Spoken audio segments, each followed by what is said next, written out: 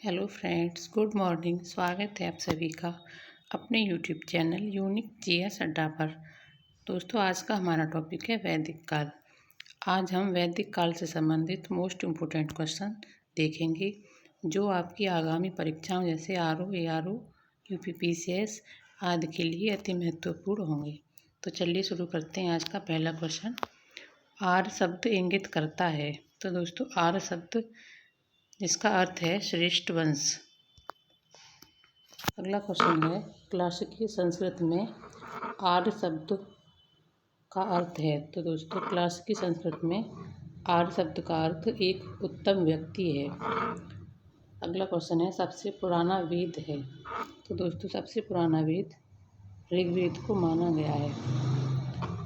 अगला क्वेश्चन है, त्रयी नाम है। तो दोस्तों, त्रयी नाम जिसमें 3 वेदों को शामिल किया गया है वह है ऋग्वेद, यजुर्वेद और सामवेद। अगला क्वेश्चन है, वह वैदिक ग्रंथ जिसमें वर्ड शब्द का सर्वप्रथम नामोल्लेख मिलता है। तो वर्ड शब्द का सर्वप्रथम नामोल्लेख ऋग्वेद में मिलता है।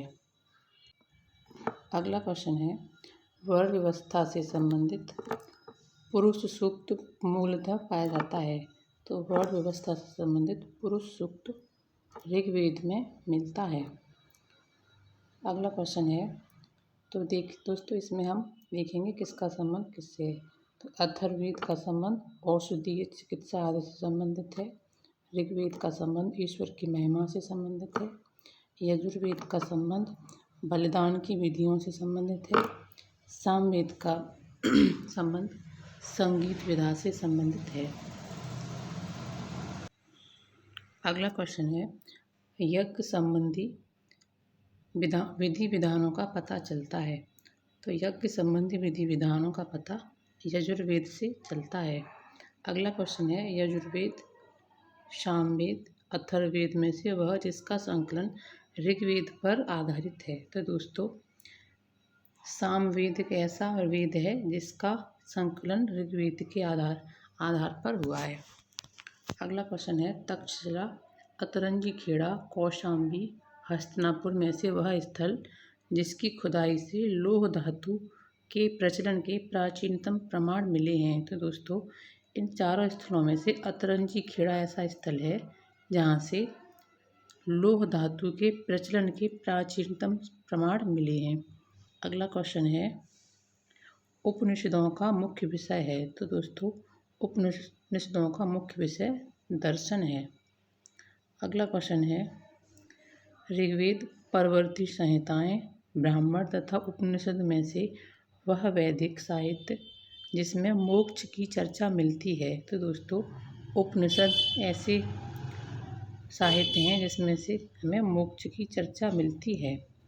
अगला क्वेश्चन है, मोक्ष शब्द का सबसे पहले उल्लेख हुआ है। तो दोस्तों, श्वेताश्वर उपनिषद में सबसे पहले मोक्ष शब्द का उल्लेख हुआ है। अगला क्वेश्चन है, अध्यात्म ज्ञान के विषय में नचिकेता और यम का संवाद जिस उपनिषद में प्राप्त होता है वह है।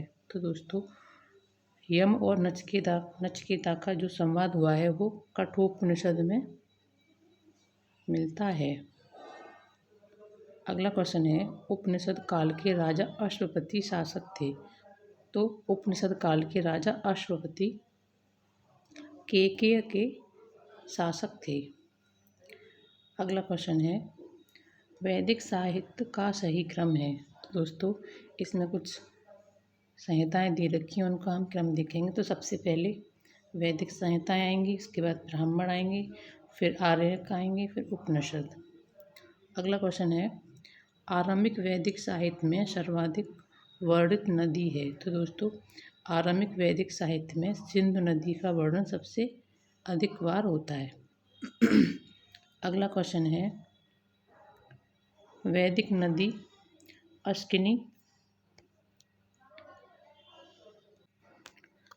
अस्किनी की पहचान की जाती है। तो दोस्तों, वैदिक नदी अस्किनी की पहचान चिनाब नदी के रूप में की जाती है।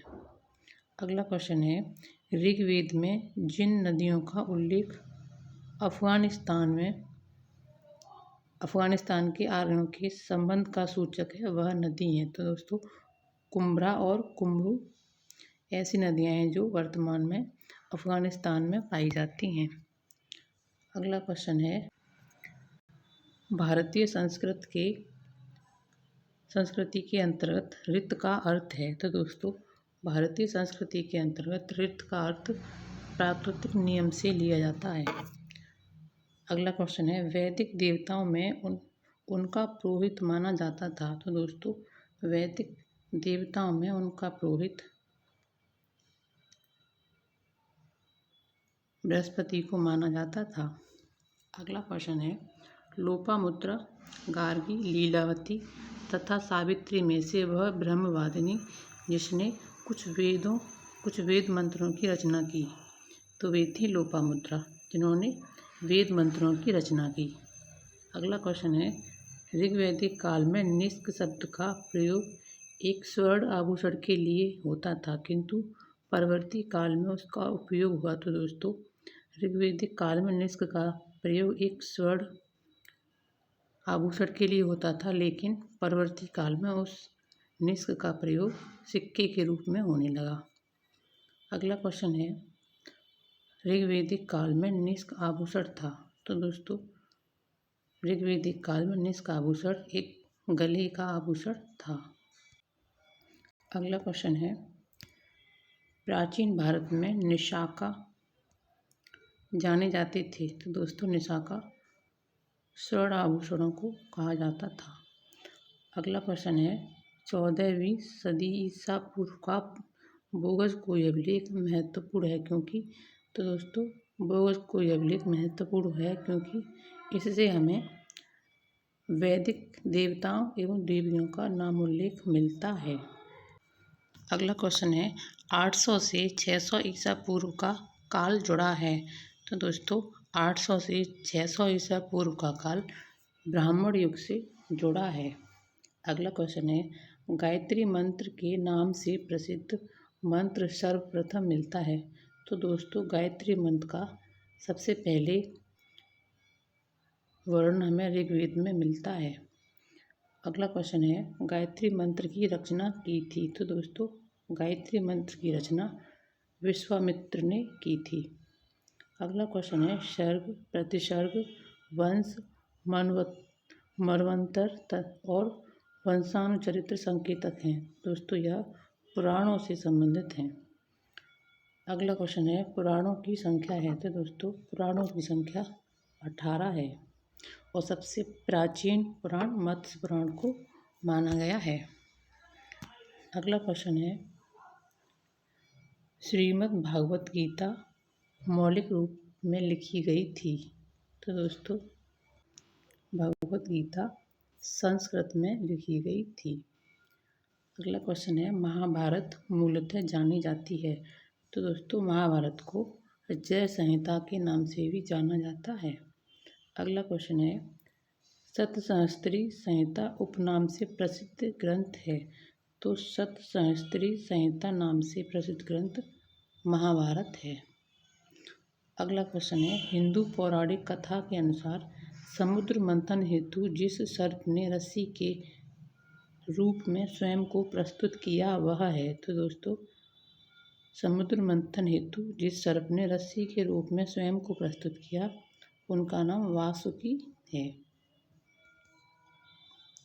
अगला क्वेश्चन है अछूत की अवधारणा स्पष्ट रूप से उद्धृत हुई थी। तो दोस्तों धर्मशास्त्र के समय में अछूत की अवधारणा स्पष्ट रूप से प्रकट हुई थी। अगला क्वेश्चन है सत्यमेव जयते शब्द लिया गया है। तो दोस्तों सत्यमेव जयते शब्द मुंडक उपनिषद से लिया गया है।